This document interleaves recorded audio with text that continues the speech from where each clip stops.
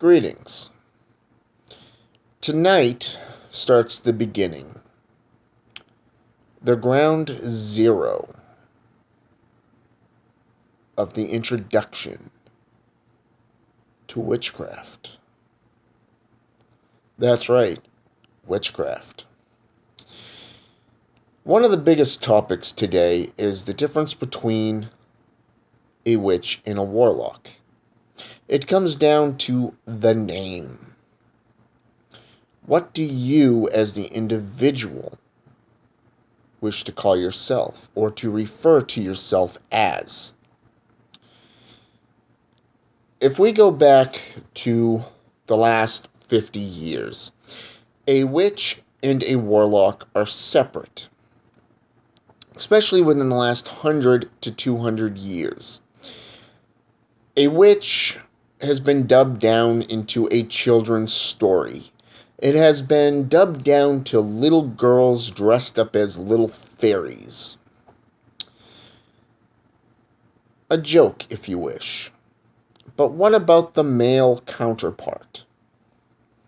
Well, since the 1970s, or even the last 100 years, a warlock has been known as an oathbreaker and a betrayer.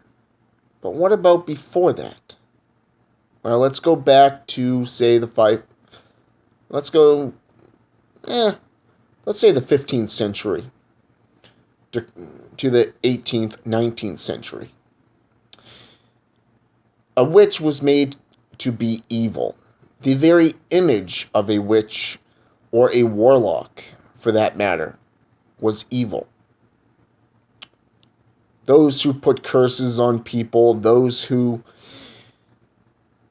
were, well, let's think of that Dorothy movie there, Wizard of Oz. The Wicked Witch of the East, with the green skin and the boils.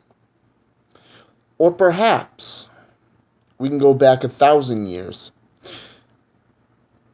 where those who practice like the gypsies and the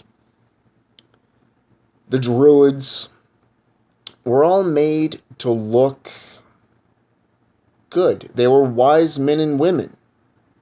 They wrote everything down. Go back 1,500 years, perhaps even 2,000 years. Everything was orally spoken through the mouth, from master to apprentice. Even in Scotland, witches were ruled over by a warlock. You could have up to 30 witches, female practitioners, who were, and I quote, carrying black books of a warlock. If you don't believe me, look at Peter Haining, who wrote the Warlock's Book. Now, going back further and further, we see the more secured name of practitioners. Not today's biasness, where everything is white light practitioners. The old witch and warlocks were wise men and women. That's right, both men and women. And it came down to them being called shamans, sorcerers, wizards, warlocks, witches, magi, magus, and sages. Priest and priestess. These are all names that date back 2,000 years and can go back further. So when we view the image, we see a little bit more of that history. Not what most claim it is. For an example, the term Wicca versus Wiccan Wicca means wise, whereas Wiccan means to practice of or practice of. And this is how that began within the last 100 years. However, these are derived from pagan roots, which date back to the Knights of Templar, the 10th century, the late Dark Ages, between the 10th century and the 14th century. The European Knights of Templar, protectors of the people who protected the people. They worshipped Baphomet, and they also were the rivals of the Vatican Church. Witchcraft has nothing to do with paganism. It has nothing to do with Wicca or Wiccan practices. It predates these instances, these delusions,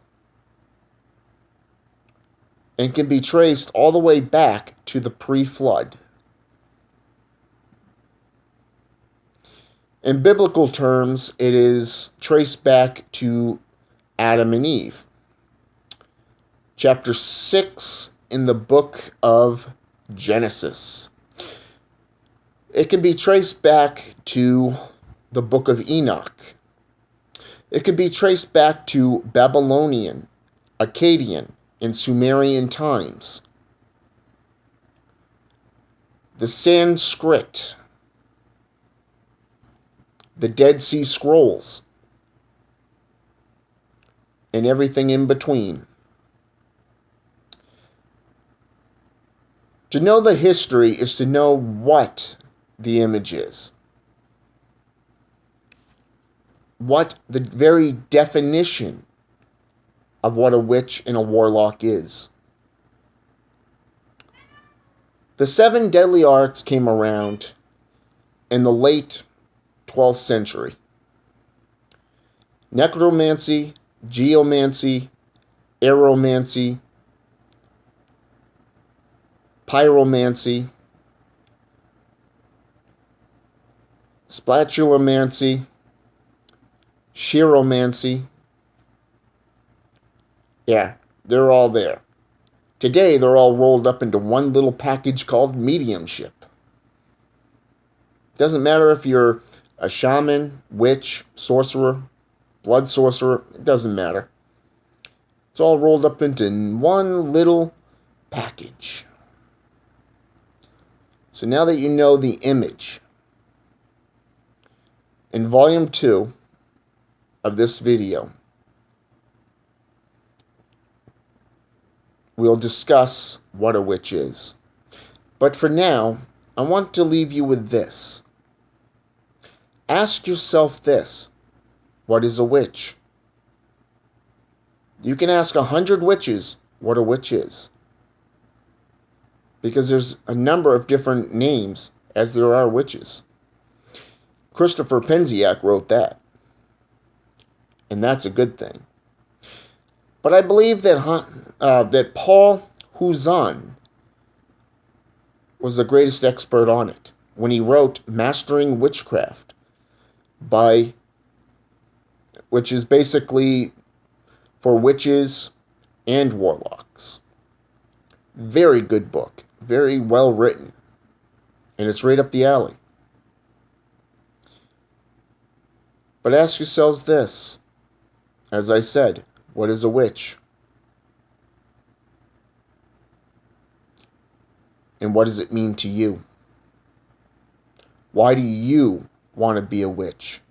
Why do you want to be a warlock? If you want to be, get rid of the white light aspects. Forget what you know. Step into the night boldly and without hesitation. But for now, enjoy.